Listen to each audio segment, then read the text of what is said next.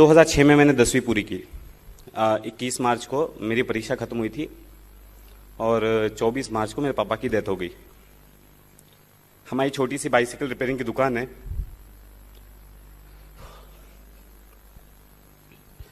तो पापा के जाने के बाद एक निर्णय लिया कि घर के सब प्रेशर डालने लगे कि अभी घर का किसी को तो ध्यान देना पड़ेगा।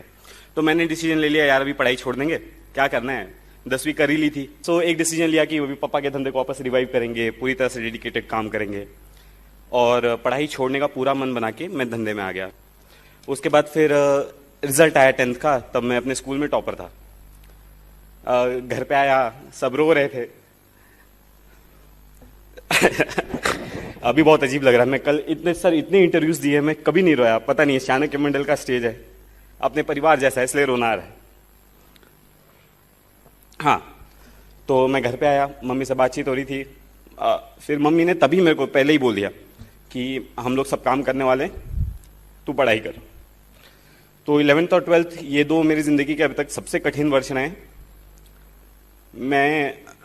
मेरा उस समय शेड्यूल ऐसा था, मैं सुबह 7 बजे 6 बजे उठता था, निकलता था, 7 बजे कॉलेज, 1 बजे वहां से, 2 बजे से रात को 10 बजे तक मैं ट्यूशन्स पढ़ाता था। मेरी बहन स्कूल में पढ़ाती थी, ट्यूशन्स पढ़ाती थी। मेरे को 1 मिनट सेटल होने देंगे? या प्लीज। ओके।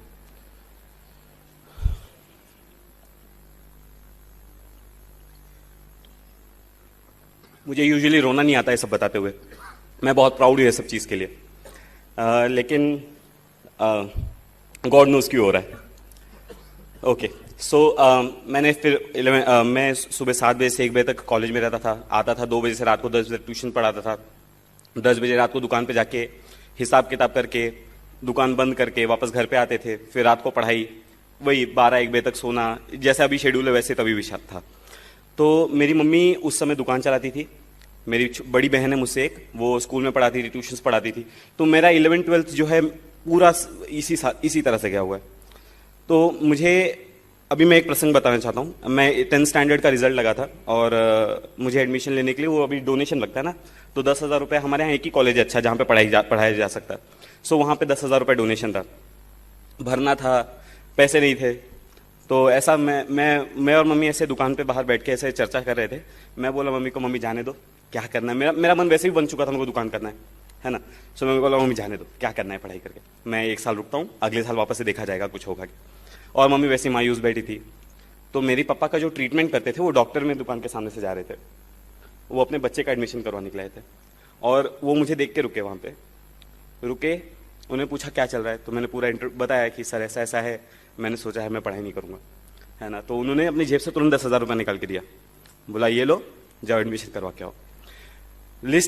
सेकेंड लिस्ट लगने को आधा घंटा बाकी था, तब मैं वहाँ पहुँचा, है ना। और बहुत रिक्वेस्ट की, लिस्ट बन चुकी थी सेकेंड लिस्ट, है ना, बहुत रिक्वेस्ट की, ऐसा करके मेरा 11th 12th का एडमिशन हुआ। एडमिशन तो हो गया, 600 रुपये महीना फीस है, क्या किया जाए। तो मैं जब पहले एडमिशन लिया तो मेरे दिमाग में बहुत चीज़ क्लियर थी, मैं पैसे भरने वाला नहीं हूँ, है ना। मैं बोला मैं जी तोड़ पढ़ाई करूँगा, मैं अच्छा मार्क्स लेके आऊँगा और मैं बाद में हमारे जो प्रिंसिपल हैं उनको मैं रिक्वेस्ट करूँगा कि मेरी फीस माफ़ कर दी जाए। पहले ही महीने में मैं क्लास में, अभी भी जो लोग जानते हैं मेरी आवाज़ थोड़ी अच्छी है, मैं एक भी क्वेश्चन पूछ लो तो सब थोड़ी आवाज़ मजबूत लगती है ना। तो सारे टीचर्स इंप्रेस हो गए और सबको पता चल गया था कि मेरे घर पे ऐसी सिचुएशन है। 2 साल की पूरी फीस मेरे टीचर्स ने भरी है, मैंने 1 रुपया फी भरा नहीं है 11th 12th। इसके बाद 12th का CET वगैरह दिया, ये सबके मैंने 1 रुपया मेरी पढ़ाई पे आज तक खर्चा किया नहीं है। मेरी मम्मी ने किया है, ऑफकोर्स बहुत कम किया है कंपेरेटिवली। मेरे को सबका, मेरे फॉर्म्स का पैसा कोई भर देता था, मेरे बुक्स का पैसा कोई दे देता था, ऐसा हुआ है। CET दी, CET में 180 मार्क्स आए 200 में से। ये हुआ कि एडमिशन लेना है। अब इंजीनियरिंग में अच्छा खासा पैसा लगता है, तो मम्मी ने 2 साल में पैसे जमा करके रखे थे, बहन कमाती थी, मेरी सैलरी थी। फर्स्ट ईयर का हो गया, बोला फर्स्ट ईयर में जाके 1 लाख रुपए का पूरा बजट था, 70,000 फीस, रहना खाना, 1 लाख रुपए का बजट था। बोला ठीक है, अपना फर्स्ट ईयर हो गया, एडमिशन ले लिया। अगेन सेम थिंग, मैंने बोला कि फर्स्ट ईयर का फीस भर दिया, सेकंड ईयर का फीस भरने का नहीं है। फर्स्ट ईयर में आया, सबने डराने लगे, यार इंजीनियरिंग में तो बैकलॉग लगता ही है ना। बिना बैकलॉग के अगर तू पास हो गया तो इंजीनियरिंग की ही नहीं है, ठीक है। जो टॉपर लोग होते हैं वो अलग ही दुनिया के होते हैं। सो मैं थोड़ा सहम गया, लोगों ने क्लासेस वगैरह लगा लिए, सब्जेक्ट के लिए मैं क्लासेस लगा नहीं सकता था, तो मैंने फुल टाइम अच्छी तरह से मैंने बोला यार इनको हटाओ, मेरे को जो करना मैं वो करता हूँ, ठीक है।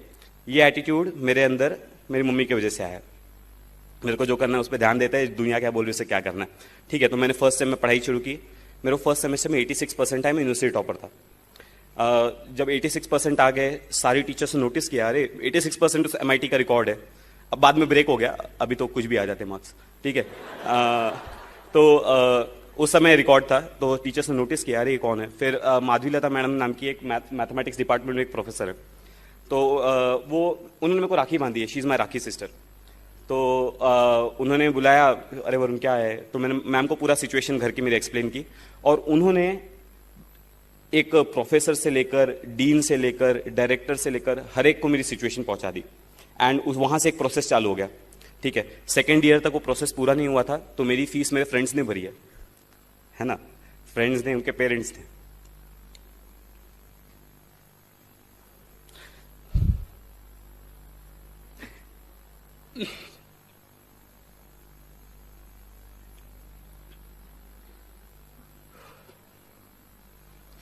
मेरा एक फ्रेंड शायद यहीं बैठा है, भी आया है, मैसेज आया था।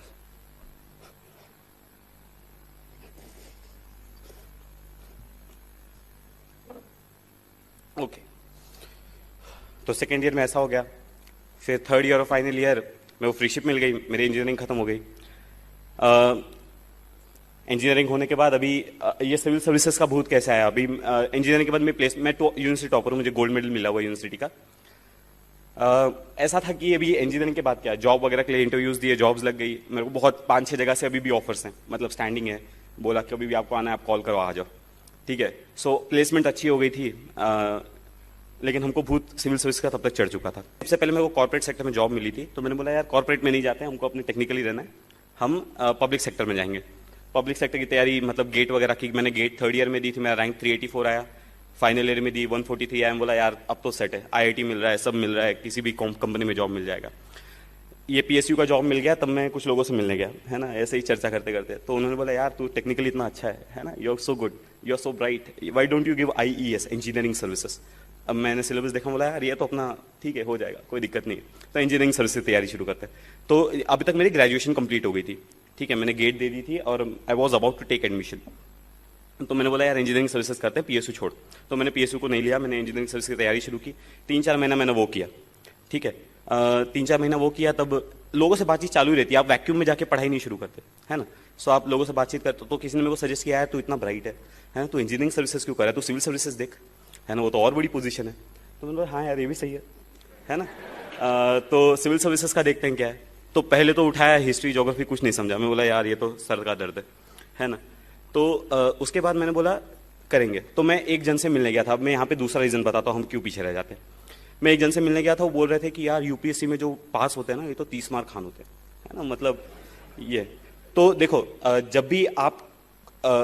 जब आप खुद को सब स्टैंडर्ड समझने लगते हो कि यार वो 30 मार्क खाने में सब स्टैंडर्ड हूँ, है ना, एक्स्ट्रा ऑर्डिनरी और सब स्टैंडर्ड में कभी कॉम्पिटिशन नहीं होता, ठीक है। अगर आप खुद को सब स्टैंडर्ड मान लिए है तो आप कभी एक्स्ट्रा ऑर्डिनरी से कम्पीट ही नहीं कर सकते, है ना। तो मैं जब उनसे मिलने गया था तो मैंने उनको बोला था कि वो होगा 30 मार्क खान, मैं भी 30 मार्क खानूँ।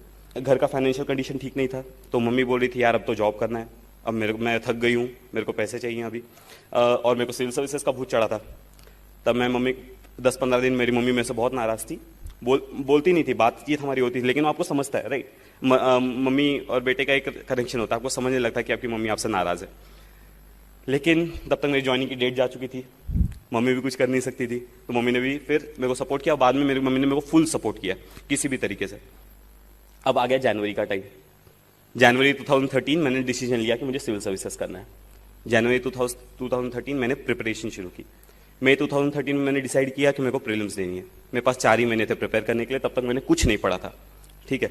4 महीने में पढ़ाई कैसे करनी है मैं लेक्चर्स में बहुत बार डिस्कस करता हूँ, मैं अभी उस पर 2-2 घंटे के लेक्चर्स लेता हूँ उस पर, ठीक है। तो 4 महीने में मैंने न्यूज़पेपर्स पे बहुत ज़्यादा फोकस किया, कुछ सब्जेक्ट सेलेक्ट किए, प्रायोरिटाइज किया, सारे सब्जेक्ट्स नहीं किए। मैंने एंशिएंट हिस्ट्री, मिडिवल हिस्ट्री आज तक नहीं पढ़ी है, ठीक है। और मुझे अभी भी कुछ क्वेश्चंस पूछ ले तो वहाँ से कभी कभी चला जाता हूँ, यार नहीं ये अपनी बस की बात नहीं है, तो मैंने बहुत सिलेक्टेड स्टडी की, बहुत फोकस स्टडी की। 4 महीने में मैंने प्रीलिम्स दी। अब प्रीलिम्स देने के बाद एक फीलिंग आ जाती है, यार अपना प्रीलिम्स क्लियर हो रहा है, ठीक है। सो मैं एग्जाम हॉल के बाहर निकला तो अरे वो फीलिंग थी, अरे यार अपना प्रीलिम्स क्लियर हो जा रहा है, अब मेंस की तैयारी करना शुरू करना है। ओके ठीक है, मेंस की तैयारी शुरू।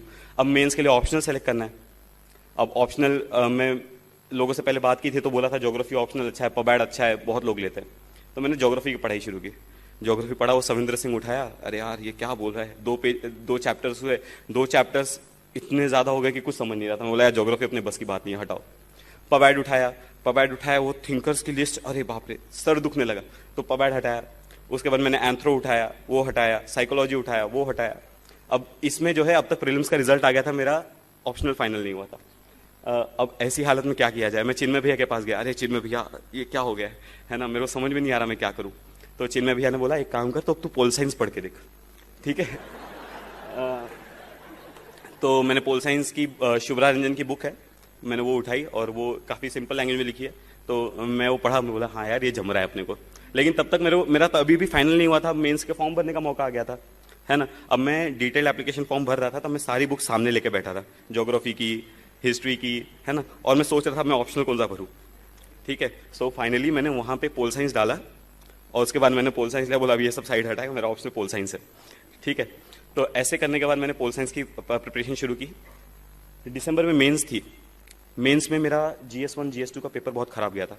मतलब मैं ऋषिकेश भैया मेरे साथ ही थे, है ना। और GS1 का पेपर निकलने के बाद मैं डिप्रेस था, मैं खाना नहीं खाया था, वो ब्रेक होता है बीच में 2 घंटा।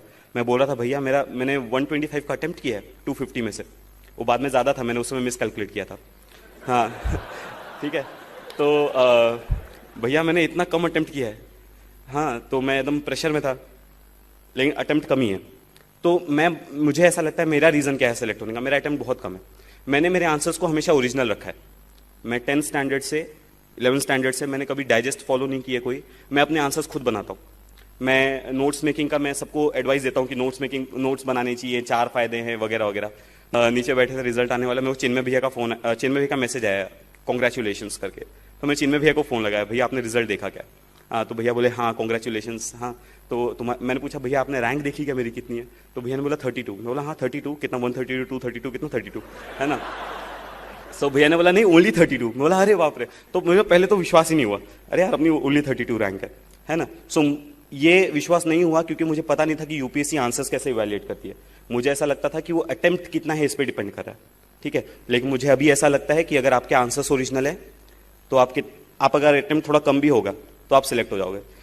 आपसे जो गलतियां हो गई हैं आपके और सोचने से वो गलतियां करेक्ट नहीं होगी, ठीक है। आपका काम ये है जो गलतियां हो गई हैं उनको कॉम्पेंसेट करने के लिए आगे की आप प्लानिंग कैसे कर रहे हो। मैं बैकलॉग्स कैसे क्लियर करता था मैं ये बताता हूं, मैंने क्लास में बहुत बार बताया। हम जब न्यूज़पेपर में पढ़ते हैं तो आपको 10 टर्म्स नए दिखाई देते है ना, कि यार मेरे को ये 10 टर्म्स की स्टडी करनी है आज। तो मैं एक नोटबुक बनाई थी, मैं उसमें वो सारे टर्म्स लिखता था कि आर्टिकल 72 पढ़ना है, प्रेसिडेंट के पावर्स पढ़ने हैं, ठीक है, ऐसे। उसके बाद मैं जब न्यूज़पेपर पढ़ के हो जाता था तो मैं इंटरनेट पर रोज 2 घंटा का मैंने टाइम रखा था कि 2 घंटा बैठ के वो टॉपिक्स के ऊपर सर्च करना है। तो इंटरनेट पे बैठे तो कई बार क्या होता है 10 टॉपिक्स आपने लिखे तो 5 ही टॉपिक्स हो पाते हैं। किसी दिन अपने को आलस हो जाता है तो अपन 2 घंटे की जगह 1 ही घंटा पढ़ते हैं, ठीक है। सो ऐसे करके वो 5 हो गए तो दूसरे दिन में चले जाते हैं, तो आपके दूसरे दिन ऐसे बैकलॉग जो है बढ़ता जाता है। तो कई बार क्या होती है वो लिस्ट बहुत लंबी हो जाती है, फिर एक दिन सडनली टेंशन आने लगता है, यार ये लिस्ट इतनी लंबी हो गई है ना, अब इसको क्लियर करने में अपना पूरा दिन जाएगा। तो जब ऐसा होता था तब मैं उसके नीचे एक लाइन ड्रॉ करता था और बोलता था आज से नया लिस्ट चालू करेंगे, ठीक है। सो अभी जो गलतियां हो गई हैं, ठीक है, उनको करेक्ट करना चाहिए। न्यूज़पेपर के केस में काम करता है क्योंकि न्यूज़पेपर में चीजें रिपीट होती है ना। आपने जो 1 महीने पहले पढ़ा था अगर वो इंपॉर्टेंट होगा तो उसको कोई ना कोई फॉलो अप करेगा, ठीक है। तो आपको फ्यूचर में वो चीज दिखेगी, आप फ्यूचर में उसको वापस से इंटरनेट पर रेफर कर सकते हैं। तो मैंने न्यूज़पेपर के केस में ये बैकलॉग क्लियरेंस का केस चलता है, ठीक है। सो इस तरह से मैंने मेरी यूपीएससी की तैयारी की, मेंस क्लियर हो गए, ठीक है। अभी इंटरव्यू में क्या करना है ना। इंटरव्यू में जाते टाइम मैंने तो पढ़ाई ज्यादा की नहीं है ना। मैं जनवरी में प्रिपरेशन शुरू किया है, लोगों के पास एक्सपीरियंस होता है कि इस सब्जेक्ट को कैसे हैंडल करना है। सो मुझे पता नहीं था क्या करना है इंटरव्यू में। तो यूपीएससी इंटरव्यू बहुत कॉर्डियल होता है, बाहर जैसे लोग डराते हैं ना वैसा बिल्कुल नहीं है। जो लोग इंटरव्यूज नहीं दिए ना वो डराते ज्यादा है। जो इंटरव्यूज देके आए हैं आप उनसे बात करेंगे ना तो वो बताएंगे नहीं यार मस्त है, चिल रहते हैं, आराम से जाओ देख के आओ। तो उसके बाद आज का दिन है, मैं आपके सामने खड़ा हूं।